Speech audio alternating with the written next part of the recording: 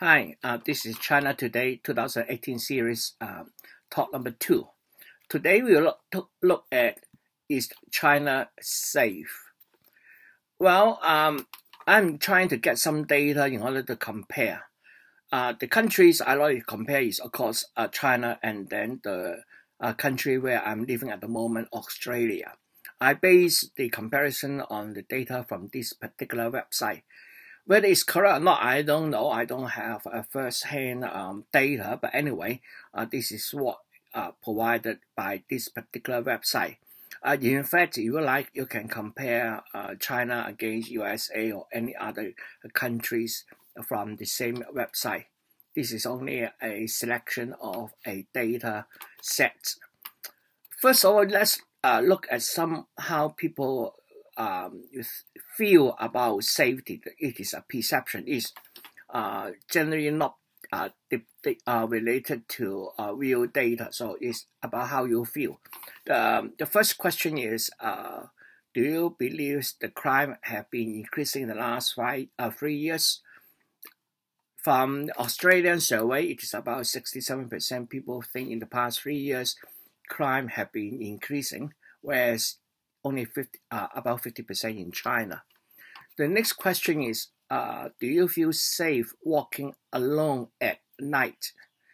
Well, Australia is about 50%, whereas in China, about 73% people feel safe walking alone at night. What about during daytime? So both countries are quite similar. In Australia, 80%, and in China, 85 or 86% about that. How about the worry being attacked?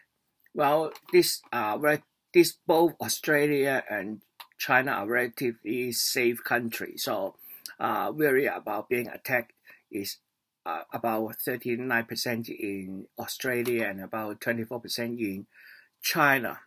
How about being insulted? Now, Australia is an immigration country. There is a little bit of the white people insulting the Aborigines or something like that. So there is about 42% worries about being insulted. For example, I myself might have a little bit of worry, but I don't feel I should worry about. Whereas in China, that is the opposite, because China is a homogeneous, almost homogeneous country. The people on China have been living there for thousands of years. They have been seeing each other quite often, although there are some minority groups, but the Chinese is typically very tolerant towards the minority groups as well. So it's reflected in the data here. How about worries about people breaking into your home? About 45% in Australia, about 27% in China. How about the problem of corruption and bribery? Oh, that is the US now. A lot of Chinese really feel that corruption and bribery is an issue in China, whereas Australia don't feel much. But I will argue that the kind of so-called political donations is actually a kind of corruption or bribery. But of course, this is being legalized. So I personally feel that at the moment our political system is corrupted by special interest. Not to the same degree as United States, I suppose, but I still think there is a very large corruption in the background, legalized as a political donation. So after that, let's look at some of the real data. So data is coming from police reports. So looking at the burglaries. Now, China is much larger than Australia. Australia had about 20-something million people, whereas China has 1.3. So we can only compare per 100,000 of the populations. We cannot talk about the absolute number. Obviously, the absolute number will be much higher in China given its population size. So looking at this, the burglary here, Australia is quite common.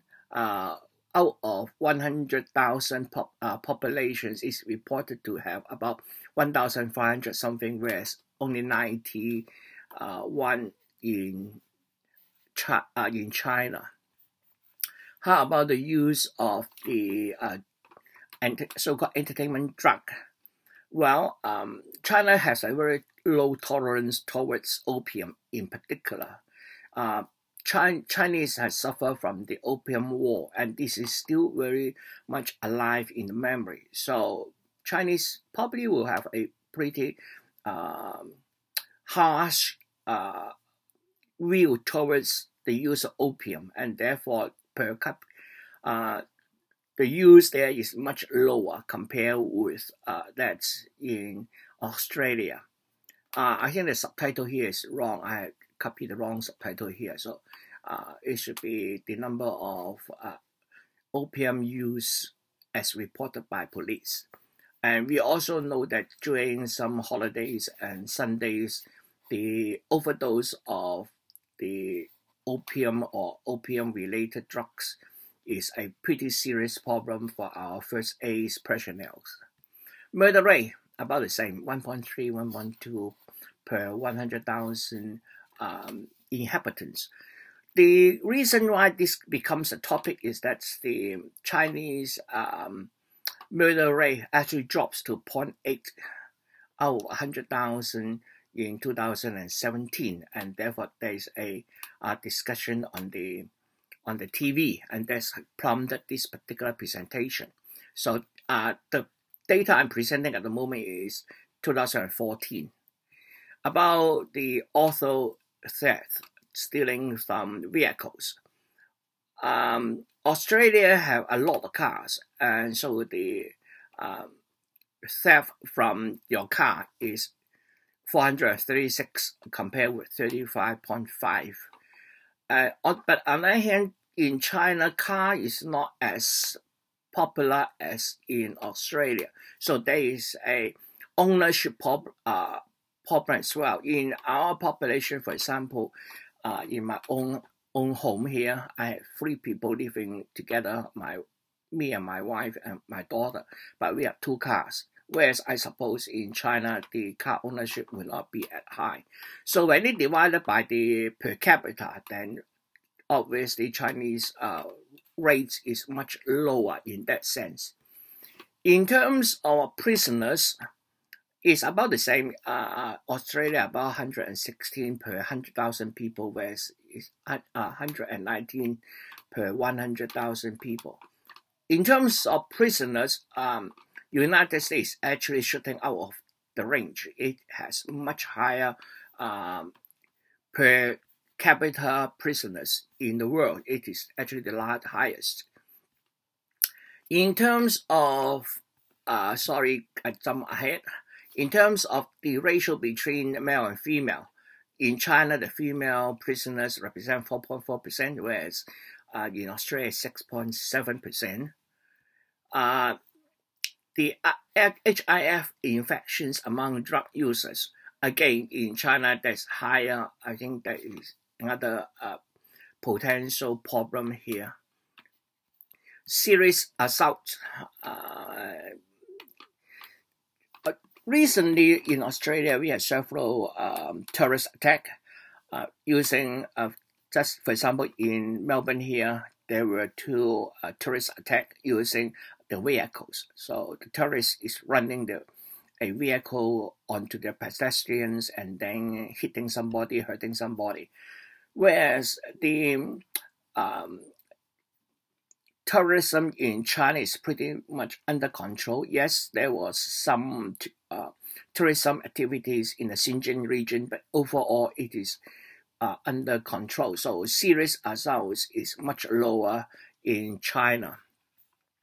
So the question is how China became one of the safest countries in the world, as published on the 8th of February 2018. So they posted a video discussions online. I'm giving you the video link here. I'm going to summarize what they say in the video instead of asking you to watch a half-hour video here. So basically, we noticed that in China, the amount of closed-circuit televisions, the CCTV, is almost everywhere. China is building one of the largest closed-circuit TV network in major cities. When I'm traveling in China, almost at every crossing, we'll see flashlight flashing. If I'm here in Australia, when I see the flashlight flash when I'm crossing a red light, then I'm being booked because I'm either running the red light or I'm speeding. So the red light camera will catch us. But that is not the case in China. In any crossing, especially controlled by traffic lights, the flash goes on every time a car passes through. That is surveillance. China has a very high surveillance using CCTV. So that is point number one. And point number two is Chinese government is pretty serious about cracking down on crime. Because at the end of the day, the legitimacy of the Chinese government, well, we can argue that, for example, in Australia here, our government got its legitimacy to rule because they were voted in. And obviously, the Chinese citizens do not vote in their politicians. The politicians is selected through the Chinese Communist Party system. So how the Chinese government get their legitimacy to rule China? Well, that is basically the same throughout our history, throughout the Chinese history, in the sense that the government, or in the past, the emperor, provide the people with a safe and peaceful and lawful environment to do whatever you like in exchange of being ruled. So the Chinese government really have an interest to make sure that the crime rate is low. And so this is one of the reasons why Chinese government is pretty hard on crime. So that's number one.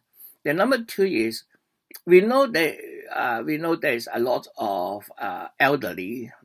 Elderly doesn't mean they are in their 80s or 90s. We are talking about in their late 50s, maybe in early 60s.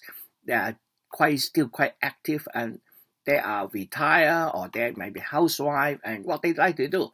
We notice they like to dance in the public square. So we have all these daima, the ladies, elder ladies, getting together in the public square, and then during morning and evening when the temperature is cooler, they dance. What about during the daytime? Well, during the daytime, after they finish their housework or after they go to the market, they like to sit around the trees and talk. That's what they do. And therefore, this local elderly ladies form a very good surveillance network for the police. If there's anything happening, ask these daima, ask these elderly ladies in the park. They probably can tell you a stranger has come here, what's their look, and how long they stay, who they talk to, etc., etc. So inevitably, there is a very strong neighborhood watch for the Chinese communities. And another thing is the police in China is promoted based on their performance. It's not promoted based on something else. And therefore, the police try to maintain a very good relationship with the neighbors. And therefore, when there's a crime happening, the police will get a lot of information, and therefore the crime solution rate is pretty high. And that's probably one of the reasons. The other reason is China is populous. So you are walking in the city, even at odd hours at night, there are people walking there anyway. So you will feel safe because you see other people there and the other people have watching you and you watching others. So there's a safer feeling that. So that's another thing. Especially when compared with United States, some of the police can't do much because at the end of the day, when there's a crime to solve, they need information. And where do they get the information? Probably from those with some criminal backgrounds, criminal livelihood, and therefore it is a problem there. Well, a lot of people say poor countries tend to have higher crime rates. But as China is getting rich, that poorness is now getting away pretty quickly. And when people has hope in their future, then they will look forward to working hard and try to make a proper living rather than committing crime. So that might be another reason. So overall, the Chinese crime rate is pretty low, as also told by visitors, tourists in China. So that is what's happening in China. China is a safe country to travel. When I was in CN last year in early October, traveling with my wife and my sister-in-law in CN, we arrived late at night after taking a high-speed rail from Shenzhen to CN North. Then we departed, took a taxi, and I forgotten to get the address onto a piece of paper.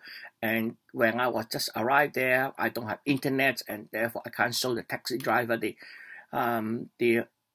motel address. And in fact, it is a very small boutique hotel, so I don't have much idea where it is. So we only know it is possibly in that street. I was thinking, hey, that hotel will be big. I can see the sign, but not the case. So we were moving around the hotel a few times, the street a few times on the taxi. Eventually, I spotted the motel, and then we stopped right there. And then as we walk up the flyover to reach the motel, then my sister-in-law, being older than my wife by almost 10 to 20 years, so had a little bit of problem with her luggage. A stranger just come along and then pick up her luggage and then send it to the door of the motel. People are friendly. They are helping each other. And then immediately there, I also noticed there are CCTVs everywhere. So that is one of the reasons why China is a safe place. Okay, so that is for today, and then hopefully we'll see you next time. Bye for now. Bye-bye.